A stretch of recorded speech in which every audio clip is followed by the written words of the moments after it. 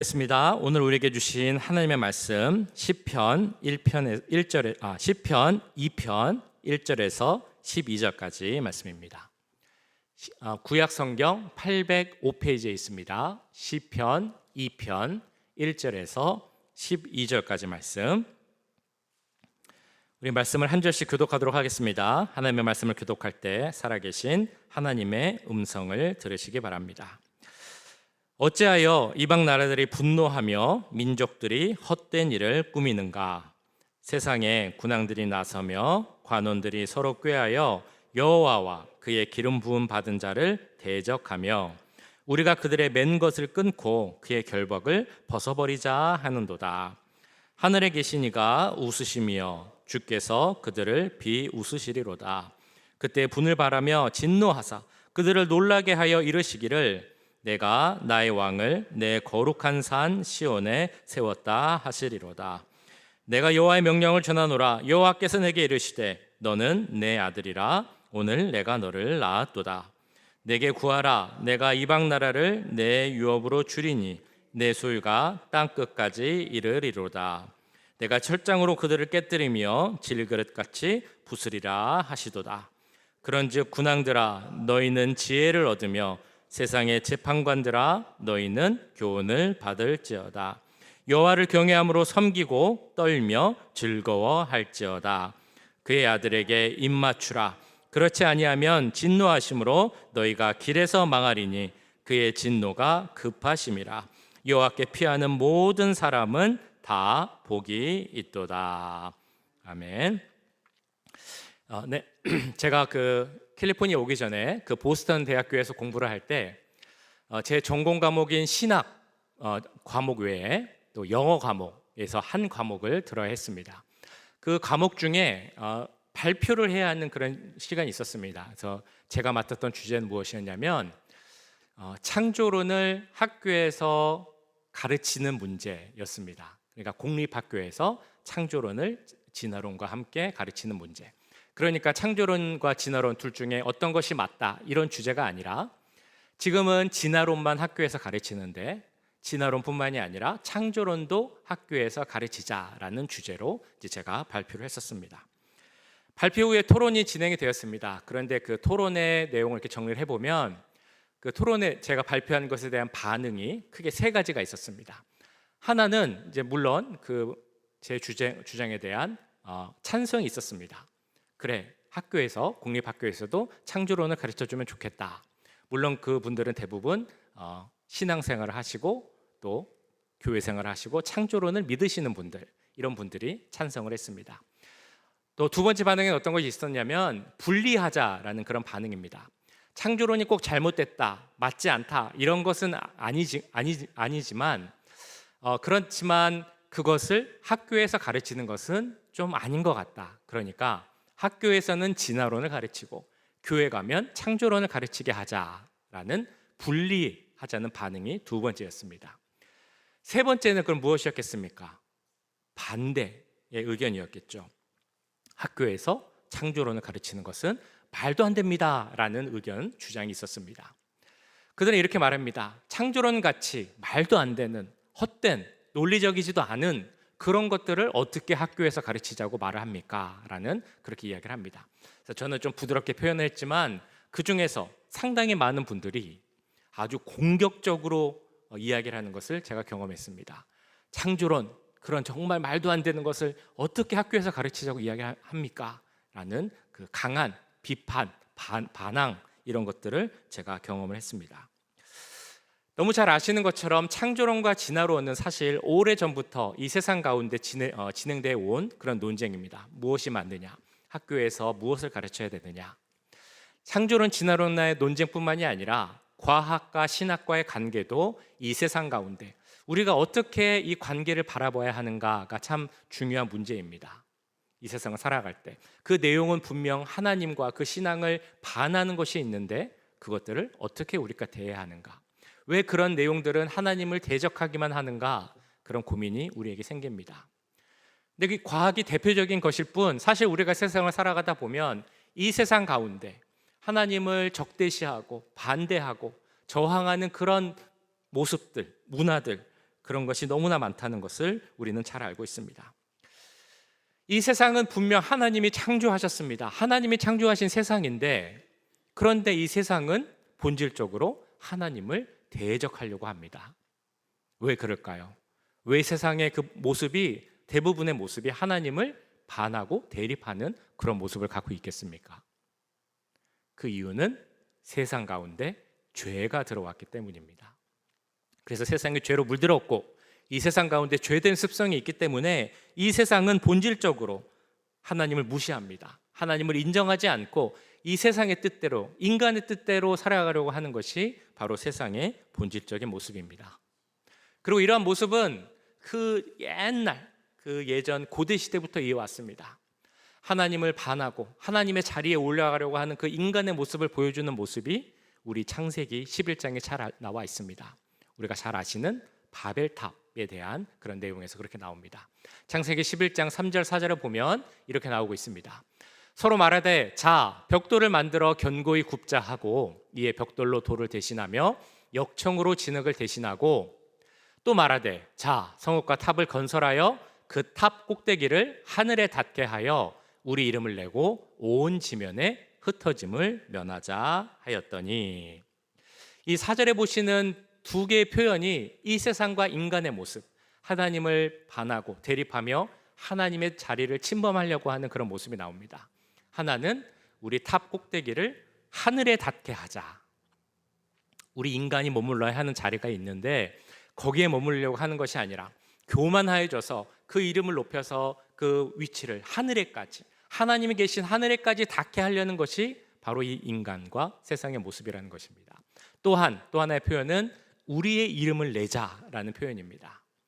우리가 높여야 할 것, 우리가 경배해야 할 것은 우리가 오늘 찬양했던 것처럼 하나님의 이름만을 높이고 경배해야 되는데, 우리 인간 속에 있는 교만이, 이 세상의 교만이 하나님의 이름만을 내는 것을 목표로 하는 것이 아니라 우리 스스로의 이름을 내고 높이게 하는 것이 바로 인간 세상의 모습입니다. 이런 특징은 고대에서부터 계속 세상에 나타나 왔습니다. 죄가 세상에 들어온 이후로 세상의 특징으로 나타나고 있다는 것입니다. 오늘 시편 2편이 쓰여진 이 이스라엘의 시대에도 인간들은 교만했고 하나님의 자리를 침범하려고 했습니다. 지금 이 시대도 사람들은 계속 오만하며 우리의 이름을 높이고자 하고 있습니다.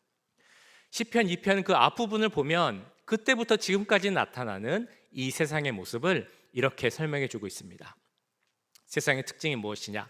첫 번째는 이 세상은 분노로 가득 차 있다라고 합니다. 1절 말씀에 나오는데요. 어찌하여 이방 나라들이 분노하며 민족들이 헛된 일을 꾸미는가?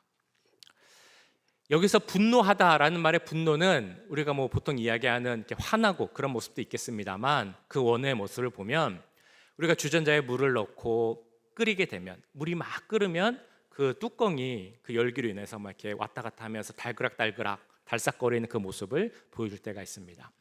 세상이 분노한다라는 그 말씀의 의미에는 세상이 그 주전자 뚜껑처럼 이렇게 달그락거리고 달싹거리는 모습을 보여준다, 그렇게 분주하고 소란하다라는 의미를 갖고 있다는 것입니다. 지금 사는 세상이 딱 그렇지 않습니까? 지금 우리가 살아가는 이 세상, 이 미국 땅 얼마나 분주하고 소란하고 정신이 없습니까? 매일매일 정말 예상치 않았던 일들이 생기고 놀랄 만한 그런 소식들, 뉴스들이 계속 우리에게 전해져 오고 있습니다. 매일 분쟁이 일어나고 매일 대립하고 갈등하고 싸우는 그 이야기 소식들이 우리에게 계속 들려온다는 것입니다. 이 세상의 모습을 잘 정리해 주는 말씀이 마태복음 24장에 이렇게 나와 있습니다. 난리와 난리 소문을 듣겠으나 너희는 삼가 두려워하지 말라. 이런 일이 있어야 하되 아직 끝은 아니니라. 민족이 민족을, 나라가 나라를 대적하여 일어나겠고 곳곳에 기근과 지진이 있으리니 그때 많은 사람이 실족하게 되어 서로 잡아주고 서로 미워하겠으며 거짓 선지자가 많이 일어나 많은 사람을 미혹하겠으며 불법이 성함으로 많은 사람의 사랑이 식어지리라. 지금 보신 마태복음 24장 그 말씀의 내용은 원래는 그 마지막 때, 이 세상이 마지막이 다가올 때 이 세상이 어떤 모습을 보일까를 묘사한 그런 말씀입니다. 그런데 이 말씀을 보면 지금 이 세상이 어떤가를 우리는 잘 알고 있습니다. 이 마태복음에 나타난 말씀처럼. 그리고 세상이 하나님을 반하는 그 모습으로 소란스럽고 분주한 그 모습이 오늘 마태복음의 24장에 나오는 그 모습 그대로 나타나고 있다는 것입니다. 우리가 살아가는 이 세상, 하나님을 향해 분노하는 세상, 분주하고 소란하고 정신없는 그 마지막 때를 가는 때가 바로 이 때입니다. 우리는 이러한 분노로 가득 찬 세상을 살아가고 있습니다. 두 번째, 하나님을 대립하는 세상의 특징이 무엇이라고 나오냐면 헛된 일을 꾸민다라고 나옵니다. 우리 1절 후반절부터 보면요, 민족들이 헛된 일을 꾸미는가, 세상의 군왕들이 나서며 관원들이 서로 꾀하여 여호와와 그의 기름 부은 자를 대적하며. 세상은 헛된 일을 꾸밉니다. 세상이 꾸미는 헛된 일은 여러 가지로 이야기할 수 있겠습니다만 그 헛된 일 중에 가장 크고 중요한 일은 무엇이냐 하면 바로 하나님의 영역을 침범하는 일입니다. 하나님의 자리에 오르려 하는 그 일을 하고 있습니다. 아까 보셨던 바벨탑을 쌓는 그 일을 지금도 사람들은 계속해서 하고 있다는 것입니다.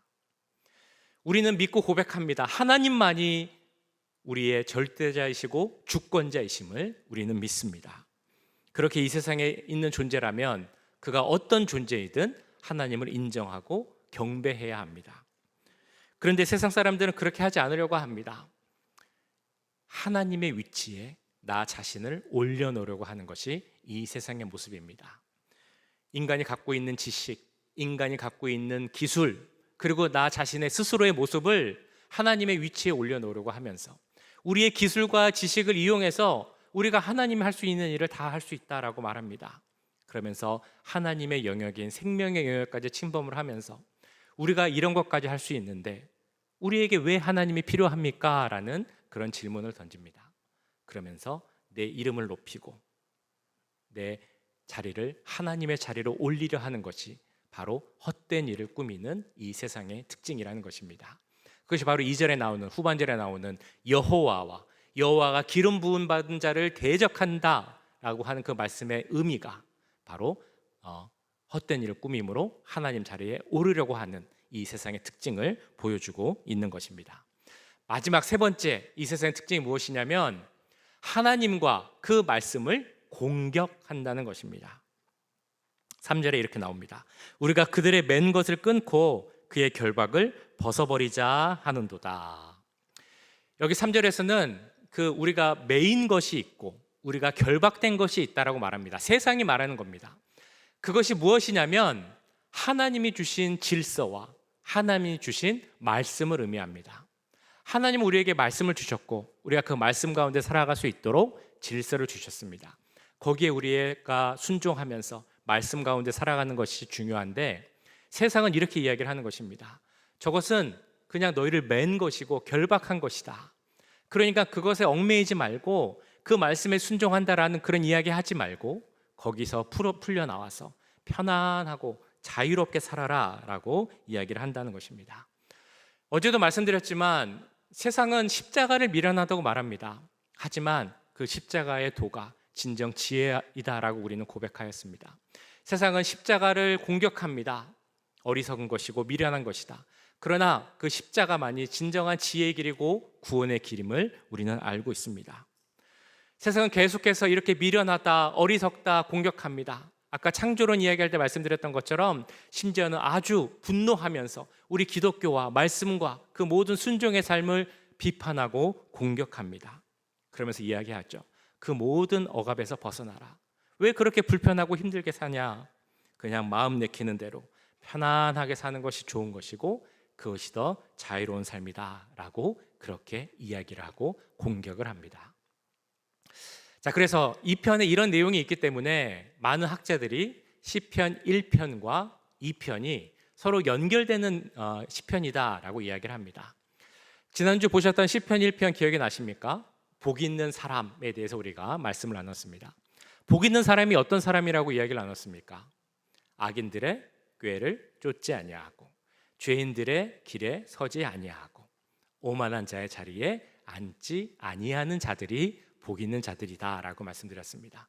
뿐만 아닙니다. 복 있는 자는 어떤 자들이냐 하면 하나님의 말씀, 여호와의 율법을 즐거워하고 그 율법 말씀을 주야로 묵상하는 자다라고 그렇게 이야기를 우리가 말씀을 나눴습니다. 그러니까 이번 여기에 나오는 세상이 말하는 그 좋은 자의 모습은 어떤 모습이냐? 악인들의 꾀를 따르고 죄인들의 길에 서며 오만한 자의 자리에 가는 사람들, 그러면서 하나님 말씀을 따르는 것을 억압된 삶이라고 하면서 그 모든 것이 중요하지 않다, 필요하지 않다라고 우리들에게 그렇게 이야기하려고 하고 있는 것입니다. 그렇게 하나님의 말씀 그리고 하나님을 따르는 자들의 삶을 공격하는 것이 시편 2편에 나오는 세상의 모습입니다. 이런 모습은 아까도 말씀드렸지만 이 시편이 쓰여질 그 이스라엘 시대, 다윗의 시대에만 있는 것은 아닙니다. 우리가 잘 알고 있는 것처럼 이 세상에도 계속 나타나고 있고 시간이 지나갈수록 더 심하게 나타날 것입니다. 자, 그러면 그런 세상과 사람들을 향한 하나님의 반응은 어떠할까요?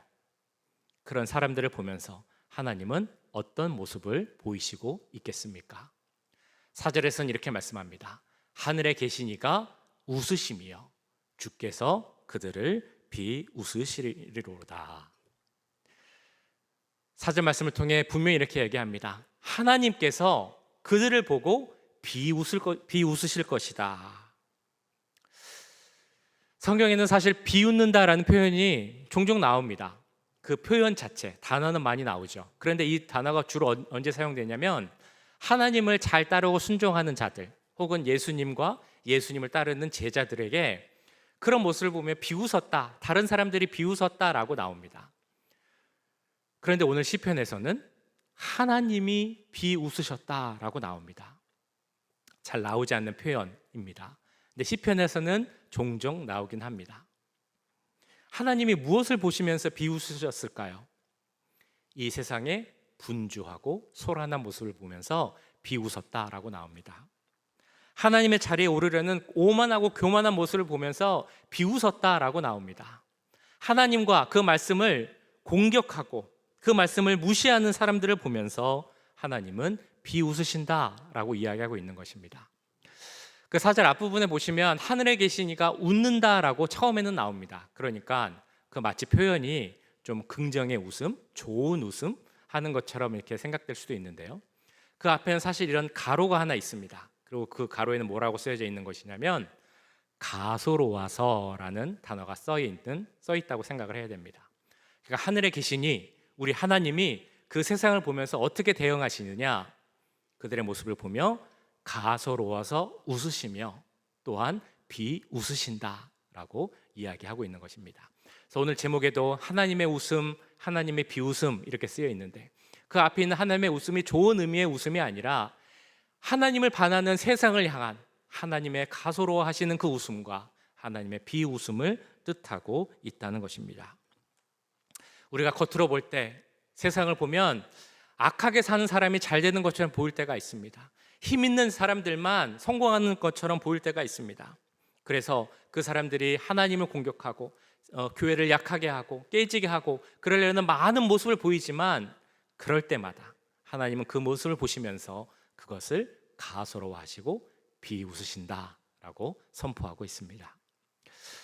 자, 그런데 이 모습이 잘 그려지십니까? 비웃으시는 하나님의 모습? 저는 좀 이렇게 하나님의 그런 모습을 그려봤는데 막 잘 그려지진 않는 것 같습니다. 하나님이 비웃으실 땐 어떤 모습을 갖고 계실까? 어떤 모습일까? 그렇게 생각을 하다가 생각난 장면이 하나 있었습니다. 아, 이런 모습과 비슷하겠구나. 그것이 어떤 장면이었냐면 열왕기상 18장에 나오는 그 엘리야와 거짓 선지자들의 대결의 모습이었습니다. 열왕기상 18장 24절부터 27절까지 보시면 이런 내용이 나와 있습니다. 너희는 너희 신의 이름을 부르라. 나는 여호와의 이름을 부르리니 이에 불로 응답하는 신 그가 하나님이니라. 백성이 다 대답하되 그 말이 옳도다 하니라. 엘리야가 바알의 선지자들에게 이르되 너희는 많으니 먼저 송아지 한 마리를 택하여 잡고 너희 신의 이름을 부르라. 그러나 불을 붙이지 말라. 그들이 받은 송아지를 가져다가 잡고 아침부터 낮까지 바알의 이름을 불러 이르되 바알이여 우리에게 응답하소서 하나 아무 소리도 없고 아무 응답하는 자도 없으므로 그들이 그 쌓은 제단 주위에서 뛰놀더라. 종호에 이르러는 엘리야가 그들을 조롱하여 이르되 큰 소리로 부르라. 그가 신인즉 묵상하고 있는지, 혹은 그가 잠깐 나갔는지, 혹은 그가 길을 행하는지, 혹은 그가 잠이 들어서 깨워야 할 것인지 하매. 자, 이 내용은 잘 아시는 내용이죠. 엘리야와 바알과 아사레라 선지는 거짓 선지자 850명이 대결하는 그런 장면입니다. 그들은 이렇게 대결을 하기로 했습니다. 송아지를 제물로 잡아서 제단에 놓고 불은 붙이지 않습니다. 그리고 각자의 신, 그러니까 우리 하나님과 바알과 아사라에게 기도하여서 기도할 때 불을 내려주는 신이 진짜 하나님이다, 이렇게 하기로 대결을 한 것입니다. 먼저 바알과 아사라의 선지자가 기도를 합니다. 얼마나 열심히 기도를 했겠습니까? 막 그 제단 앞에서 춤을 추기도 하고 노래를 부르기도 하고 막 기도를 하기도 하고 소리를 막 크게 지르면서 불을 내려달라고 이렇게 소리쳤습니다. 그런데 당연히 불이 내려오지 않았죠. 아침부터 정오까지 몇 시간에 걸쳐서 땀을 뻘뻘 흘리면서 했지만 아무 일도 일어나지 않았습니다. 그 모습을 보고 엘리야가 어떤 반응을 보였겠습니까? 그들을 조롱하고 가소로워하고 비웃었을 것입니다. 그러면서 그들 앞에서 이렇게 이야기합니다. 혹시 너희 신이 자고 있는 건 아니냐? 아니면 잠깐 외출한 건 아니냐?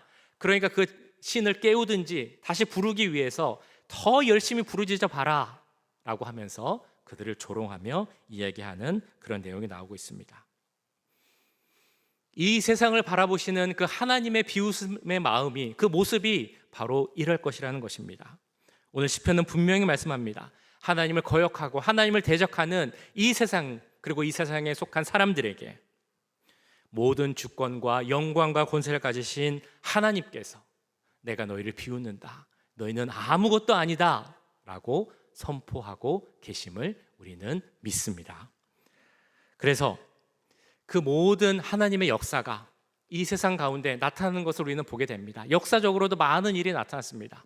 대표적으로 이런 것이 있습니다. 많은 왕들이 기독교를 탄압하고 몰살시키려고 했습니다. 없애려고 했습니다. 대표적으로 로마 시대에 많은 왕들이 기독교를 탄압했습니다. 우리가 기독교 탄압하면 먼저 생각나는 왕은 그 네로라는 황제입니다. 네로 외에도 많은 왕들이 기독교를 박해했고, 그래서 10대 박해가 있었다라고 이야기를 합니다. 그 10대 박해 중에 가장 마지막 박해가 누구였냐면 디오클레시안이라는 황제 때의 박해였습니다. 그리고 이 디오클레시안 황제 때의 박해가 가장 심하고 엄중했다라고 이야기를 합니다. 어떻게 박해를 했냐면 조직적으로 기독교를 말살시키려고 합니다. 교회를 다 문 닫게 하고 성경을 다 불태웁니다. 그래서 이 디오클레시안 황제가 이렇게 이야기를 했다고 합니다. 이제 기독교의 이름은 지구상에서 사라질 것이다. 기독교가 진짜로 사라졌을까요? 그렇지 않죠. 기독교가 사라지는 것이 아니라 더 놀라운 일이 생기게 됩니다. 그것은 무엇이냐면 디오클레시안 황제 다음 왕이 콘스탄티누스라는 그 왕이 된다는 것입니다. 콘스탄티누스 대제가 누구냐면 313년에 밀라노 칙령을 통해서 기독교를 국교, 로마의 국교로 만든 왕이 바로 이 콘스탄티누스 황제입니다. 디오클레시아는 내가 이렇게 하면 기독교가 없어질 것이다 라고 생각을 했겠지만 그 디오클레시안을 하나님은 보시면서 아마 비웃고 계셨을 것입니다.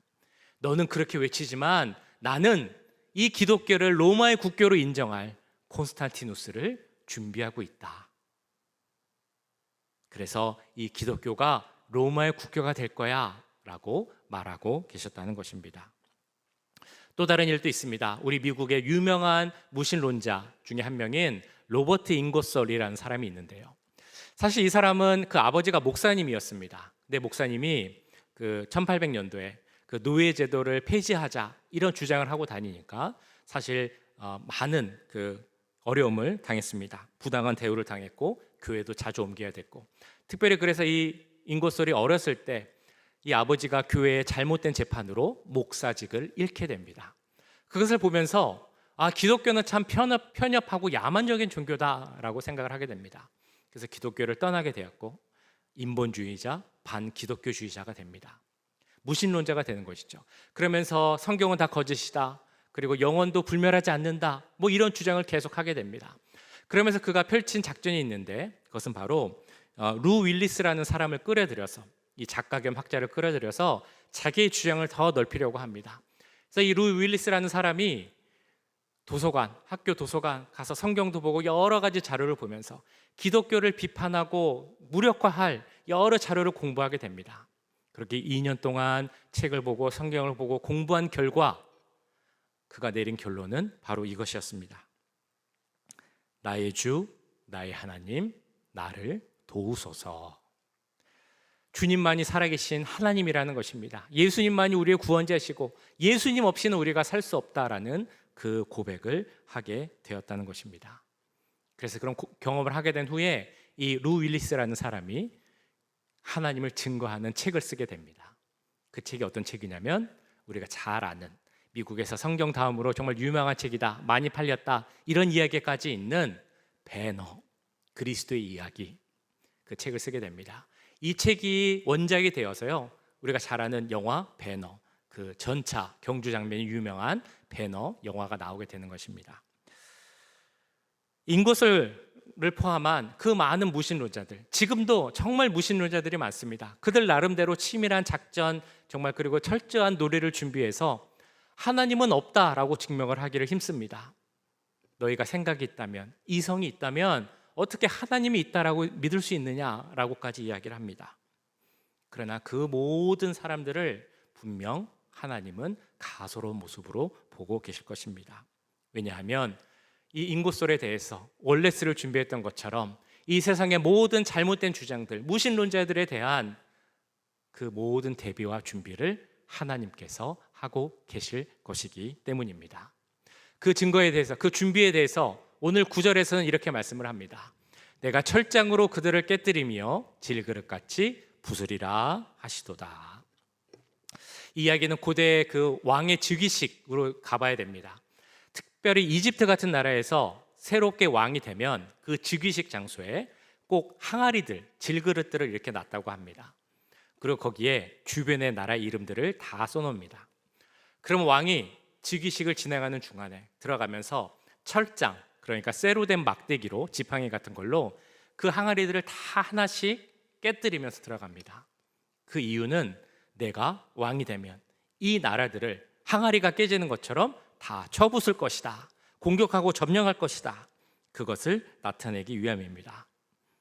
자, 지금 말씀하신 내용도 같은 내용입니다. 오늘 시편 9절을 통해 하나님은 말씀하십니다.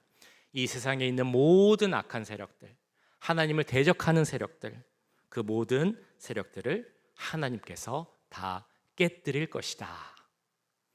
그래서 오늘 시편 2편을 우리는 보통 어떻게 부르냐면, 우리 하나님, 메시아 하나님의 통치자 되심을 선포하는 그런 시편이다라고 이야기를 합니다.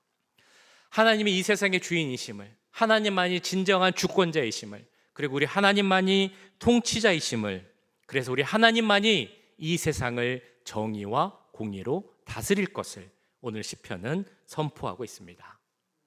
우리 하나님을 이 세상의 주권자로 믿으십니까? 우리 하나님만이 진정한 통치자라시는 것을 확신하십니까?